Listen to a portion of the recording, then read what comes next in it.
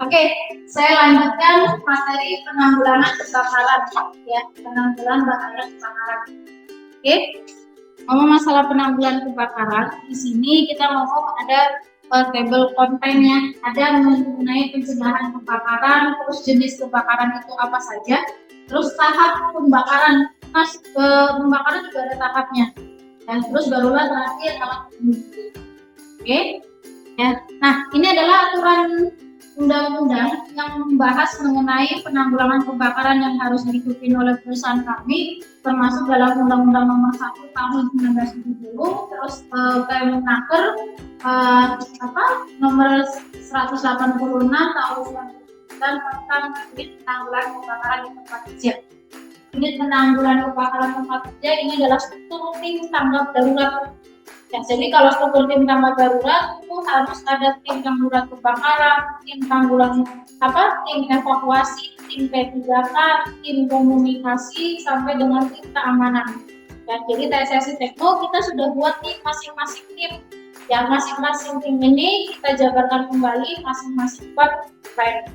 Ya, jadi ada penanggulangan tim koordinator penanggulangan kebakaran, koordinator evakuasi, koordinator P3K, koordinator komunikasi internal eksternal, koordinator keamanan.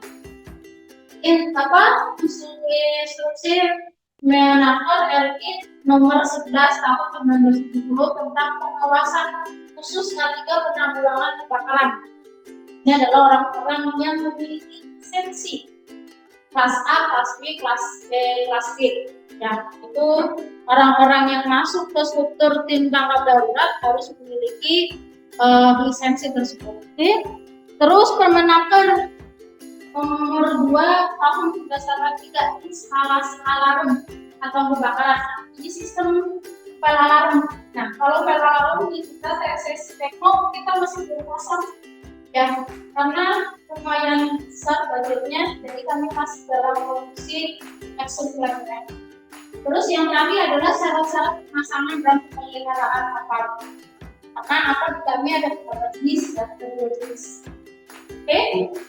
Nah, kebakaran apa sih? Kebakaran adalah suatu bencana atau malapetaka atau musibah yang ditimbulkan oleh api yang tidak diharapkan dan tidak dibutuhkan, sukar dikuasai dan merugikan. Ya, jadi kebakaran itu adalah suatu bencana yang ditimbulkan oleh api. Kalau sudah ngomong kebakaran sebenarnya kami tidak mengharapkan, ya, dan kami tidak butuh adanya kebakaran tersebut. Karena kalau sudah terjadi kebakaran itu sukar dikuasai dan seringkali mengakibatkan kerugian. Ya, ini bukan satu hal yang menguntungkan, makanya perlu dipahami oleh rekan-rekan. Ya, nah proses terjadinya api itu kenapa sih bisa kebakaran? Nah, api sendiri adalah satu proses reaksi kimia yang proses oksidasinya cepat yang menghasilkan panas, bara, dan asap. Sedangkan kebakaran yang tidak terkendali, ya, dan tidak dikehendaki karena dapat menimbulkan kerugian baik harta benda ataupun korban jiwa atau ekosistem. Ya, nah api dapat terbentuk jika terdapat keseimbangan tiga unsur. Yang tiga unsur ini kita mengenal namanya segitiga api. Nah, segitiga api itu sebenarnya ada tiga unsur ini: panas, bara, asap. Ya, bukan ini salah nama. Nanti saya jelasin segitiga itu apa aja, karena ada oksigen. Ya, salah satu unsur tersebut dihilangkan maka api akan padam. Jadi nanti bentuknya ada segitiga. Ya, segitiga api di sini ada bara, di sini ada panas, ya. Terus di sini ada oksigen kalau masalah. Kalau mau api padam, salah satu tiga segitiga itu yang harus dieksekusi satunya, tiga-tiganya nggak bisa. Baru api padam. Ya, terus kenapa sih penyebab terjadinya kebakaran? Di sini ada tiga faktor: manusia, teknisi, ataupun faktor alam. Faktor manusia ini membuang pupuk sembarangan, yang itu salah satunya, atau meletakkan racun di atas mesin yang di beberapa area ini mengakibatkan kebakaran. Ya, faktor teknisi ini contohnya listrik atau berhubungan arus pendek. Ya, terus kalau alam ini biasanya gempa bumi, petir, ataupun gunung meletus. Kebakaran yang terjadi itu diakibatkan yang pertama adalah gesekan metal. kayak mesin. Kalau running muter terus itu terjadi gesekan terus panas, ya kalau sudah gesekan panas itu biasanya menimbulkan percikan api. Kayak salah satunya misalnya biasanya motor di kipas angin. Kipas angin kalau nggak dimatiin terus muter, nah itu kan biasanya kepalanya tuh panas. Nah, panas di situ kalau nggak ada dimatiin atau masih muncul terus, nah itu akan terjadi short. Nah, shortnya itu pada area dinamonya.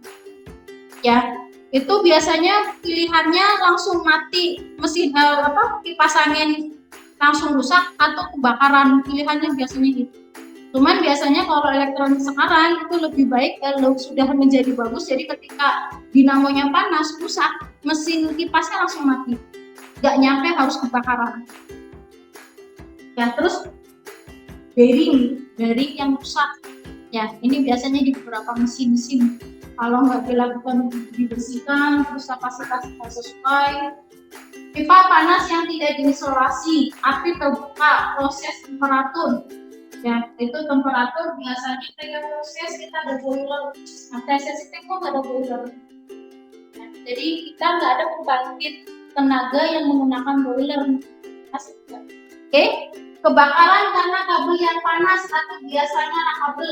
Nah, ini biasanya kabel yang digunakan itu tidak sesuai dengan kapasitas. Kayak misalkan di listrik kita udah menginformasikan ya, misalnya kipas kita membutuhkan 25 volt ya, tegangan yang harus digunakan, ternyata kabel yang digunakan itu lebih kecil. Nah, kalau kabel lebih kecil, ketika penghantaran listriknya besar ya, dan ini kan muatannya nggak cukup nih, nah ini yang terjadi short. Nah, kalau udah terjadi short ya akhirnya kabelnya meleleh. Kalau sudah meleleh itu kebakar gitu. Nah, ini yang perlu diperhatikan, kayak makanya tadi kita bilang nggak boleh karyawan membawa stok kontak. Nah, karena kita nggak tahu stok kontak yang dibawa berapa volt yang digunakan. Karena masing-masing mesin kita sudah estimasi bahwa mesin itu penggunaan mesinnya sekian, menggunakan kapasitas listriknya sekian. Ketika ada tambahan daya melebihi kapasitas, nah ini akan terjadi kerusakan yang lainnya. Ya, kalau misalnya yang rusak HP-nya doang, ya kalau yang rusak bisa berhubungan dengan mesin, ini yang jadi masalah. Ya, karena kami harus hitung mesin ini kapasitas listriknya dipakai berapa sih, ruangan ini kita pakai kapasitasnya berapa sih, sampai dengan monitor, proyektor, ya atau lampu AC kita harus hitung ke kapasitasnya sekian, kabel yang digunakan sekian, nggak boleh lebih dari atau kurang dari sekian, itu nggak bisa. Ya, terus percikan api dari breaker atau isolator atau full switch, terus transformer, short pada sirkuit, beban berlebihan akibat panas, terus pembumian tidak normal. Ya, listrik yang kami terpasang itu juga harus diterpasang grounding. Nah, groundingnya di sini itu tujuannya adalah membuang kapasitas atau beberapa instalasi listrik yang harus dibuang ke tanah. Gitu. Jadi jangan sampai grounding di sini tidak berfungsi. Terus isolasi kabel rusak, ya welding, cutting, grinding, nah ini proses penggunaan adanya percikan api. Reaksi kimia, ya tadi kayak penggunaan sentral, percikan akibat listrik, ya terus rokok, kebocoran gas ataupun uap, dan penempatan barang-barang yang tidak sesuai. Nah, terus pencegahannya bagaimana? Ini salah satu pencegahan yang dilakukan, sebaiknya dipasang pembatas arus push. Nah, pembatas arus itu maksudnya setiap ruangan itu dibuatkan PCB. Jadi kalau ada kebakaran, short langsung berhenti, mati, dan itu tidak merambat ke ruangan yang lainnya. Itu. Terus beban tidak boleh berlebihan. Tadi semua instalasi kabel yang kami gunakan di dalam ruangan itu harus dihitung kapasitasnya berapa. Ya, salah satunya tadi tidak boleh membawa tambahan stok kontak. Karena saya tidak tahu berapa kelebihan beban yang kalian bawa atau bawa stok kontak dibawa berapa, takutnya melebihi kapasitas. Memperbaiki sambungan yang longgar, pastikan semua kayak saklar, kan sering banget saklar ketika diceprek itu ada percikan api sedikit, nah itu harus diperbaiki, divitamin. Nggak bisa kalau saklar sedikit ada percikan itu dibiarin, nggak bisa. Karena kalau sudah longgar ini bisa mengakibatkan kebakaran. Ya, terus menggunakan material yang berkualitas. Hampir instalasi kabel listrik yang kami gunakan itu semuanya SMI, baik itu saklar, baik itu kabel, baik itu colokan. Ya, makanya tadi yang kalian bawa colokan dari luar itu SMI atau tidak, atau berkualitas atau tidak, kita nggak tahu. Oke, terus menggantikan material yang sudah rusak. Ya, saklar-saklar yang rusak, yang kendor itu harus diganti. Terus dikerjakan oleh orang yang ahli, orang yang memiliki sertifikat listrik kelistrikan. Lakukan switch bila tidak digunakan. Matikan daya listrik tidak digunakan, tidak boleh dalam masih terpasang. Nah, kalau ngomong masalah kebakaran, kita itu ada ngomong kelas A, kelas B, kelas C. Kelas A adalah kebakaran akibat dari salah satunya dari zat padat seperti kertas, kayu, tekstil, dan lain-lain. Kalau kertas kayu, kita mungkin salah satunya ada, kami sudah pasti kertas, kayu, terus paperboard, ada box, ya kita masuk ke kelas A. Terus bagaimana kelas B? Adalah kebakaran akibat karena cairan atau zat kimia atau chemical. Kita juga ada penggunaan ini. Ya, ada solar, ada bensin, ada aseton, ada LPG, ya, ada oli, ada grease, ada segala macam. Ya, kita juga masuk ke kelas B. Oke, selain kelas A, kelas B juga itu. Nah, bagaimana kelas C? Adalah kebakaran akibat listrik. Sumber energi kita cuma menggunakan listrik. Jadi ada 3 potensi bahaya kebakaran yang kita di sini. Oke, barulah terakhir kelas D. Kita nggak pakai ya kebakaran bahan kimia seperti sodium bensin, kita menggunakan ini. Penggunaan ini biasanya pada barang pada tambang, ya, terus pada kimia atau Pertamina itu. Kalau di TSS itu kita nggak pakai itu. Jadi kita sampainya kelas A, kelas B, kelas C. Nah, inilah kelas A, kelas B, kelas C menentukan apa yang akan kami gunakan. Ya, nah ini bagaimana cara memadamkan api? Ya, di sini ada menghilangkan panas atau pendinginan, cooling, menghilangkan bahan bakar atau menaikkan, terus menghilangkan udara atau penghitungan agar udara tidak menyatu. Ya. Nah, ini yang dinamakan sebagai segitiga api. Ya. Kalau tadi segitiga Henry, kalau KY, kalau ini segitiga api, kalau dalam penanggulangan kebakaran. Nah, jadi kalau dalam segitiga itu ada heat, panas, ada feel, itu barang yang sudah terbakar. Dan kalau oksigen ya, dan setiap udara pasti ada juga. Kalau mau menghilangkan satu atau memadamkan api, jadi api itu bersifat akan 3 proses. Kalau api itu mau padam, maka salah satunya harus dibakar udara. Mungkin karena mau udara. Kalau dalam ruangan ini udara bisa. Tapi kalau bisa diproduksi areanya luas, mau bagaimana menutupi udara? Mau nggak mau harus hilangin sebelumnya panas. Oke, nah kebakaran terjadi karena adanya reaksi 3 bahan unsur. Ya, 3 unsur di sini adalah untuk bisa terjadinya api dan memadamkannya cukup menghilangkan satu dari teori api. Unsur pokok terjadinya api yaitu segitiga api atau triangle of fire, yaitu menjelaskan bahwa untuk dapat berlangsungnya proses diperlukan adanya 3 unsur, yaitu bahan bakar bahan yang dapat terbakar dan oksigen yang cukup 20%. Nah, barulah ketiga panas yang cukup. Nah, teori ini apabila salah satu unsur dari segitiga api tersebut berada pada persyaratan yang cukup, maka tidak akan terjadi api. Nah, ini tahap untuk penyalaan api itu sendiri sampai terbakar. Harapan kami itu cukup nyampe tahap ini.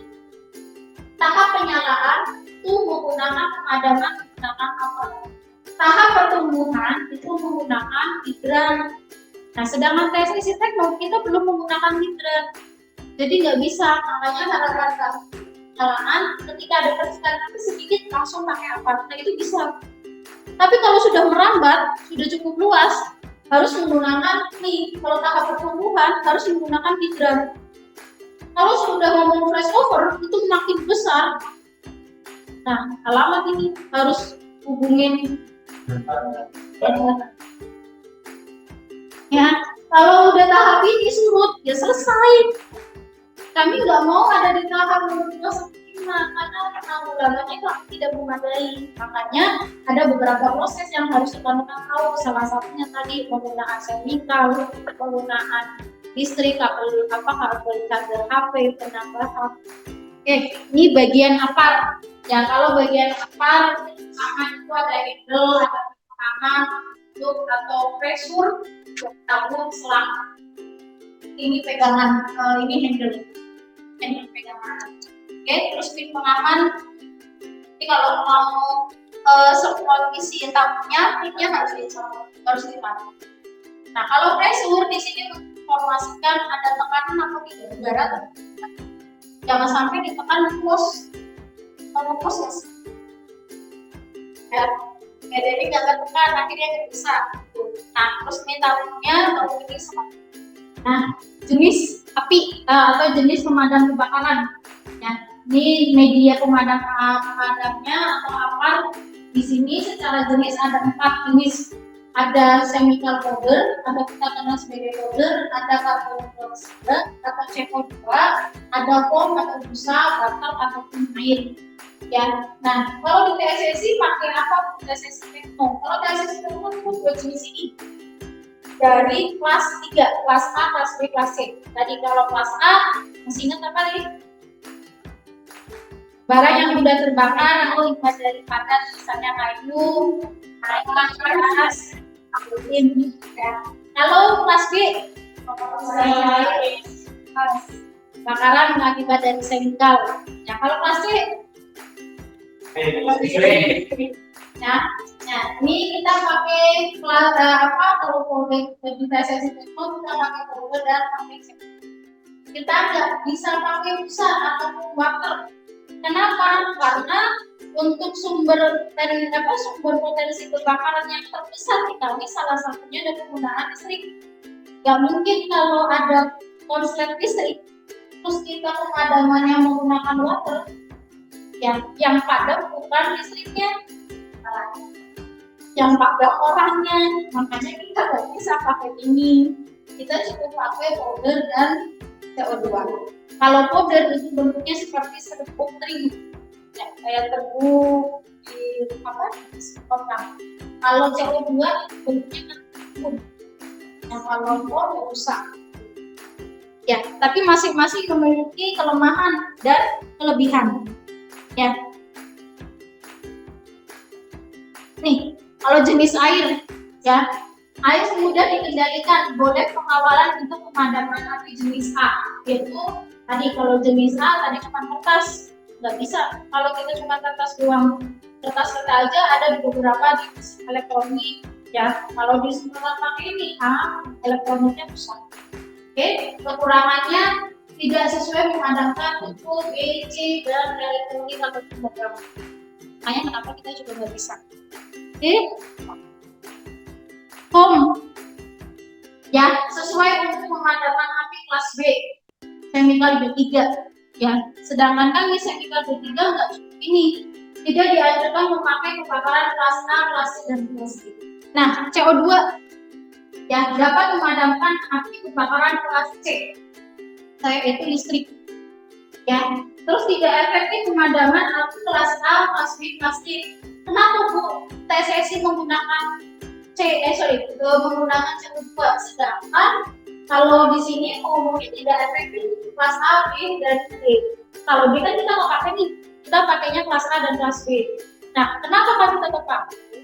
Ya, kayak misalnya instalasi listrik di mesin, kami menggunakan powder ini ketika disemprot kan bentuknya seperti tadi terigu disebar. Nah, untuk dibersihkan, ya, ketika dibersihkannya tidak bersih, benar-benar hilang, maka si powder ini akan membawa sifat korosi pada barang yang nempel. Nah, jangan sampai ketika tidak bersih, terus serbuk-serbuknya ini nempel ke mesin, adanya mesinnya semua korosi semua. Nah, jalan satu-satunya harus dibersihkan itu disemprot pakai angin, kalau enggak disiram pakai air. Ya tadi masalah listrik untuk dibersihkannya pakai air, nah nggak mungkin. Makanya kita tetap bisa menggunakan kelas C walaupun kurang efektif. Jadi misalkan powder cukup 1 tabung, CO2 bisa saja 2 tabung jika terjadi konslet. Ya. Jadi kalau powder sebenarnya bisa dipakai, sorry ini kayaknya salah konslet. Powder ini harusnya dipakai untuk semua kelas A, B, C, D, dipakai semua. Cuman memang kekurangannya kalau di instalasi listrik mesin ya atau listrik segala macam itu nggak bisa kepake. Itu saja. Oke, ada yang mau ditanyakan? Nah, di bulan September besok kita itu ada pelatihan pemadam kebakaran. Gitu. Nah, kalau misalnya rekan-rekan mau partisipasi, mau ikut, tinggal informasikan ke DPP-nya. Ya, tapi kalau nggak ini ya, untuk dengan SIM kalian ya, takutnya kalian udah masuk ke SIM 23, kalian ikut. Ya kalau kita masih mau sih nggak masalah. Semakin banyak orang partisipasi untuk pelatihan, semakin akan mudah terkondisikan orang bisa memadamkan api di area masing-masing. Kalau tidak ada, saya langsung ke materi berikutnya.